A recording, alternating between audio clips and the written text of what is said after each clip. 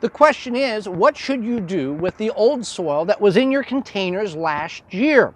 Well, there's a couple of thoughts on this. One, based on what you're growing, some people will say just remove the dead vegetation, add a little fertilizer, plant again. Others may say remove and just dump out all the soil and start over.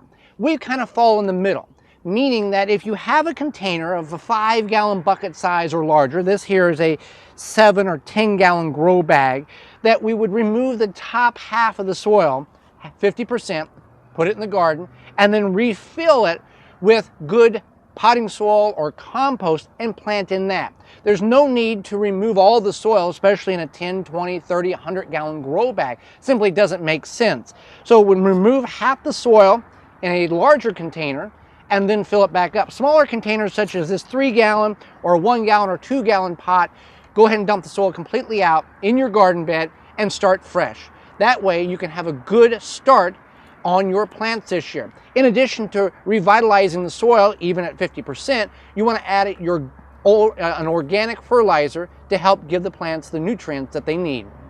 For more information, please visit thewisconsinvegetablegardener.com.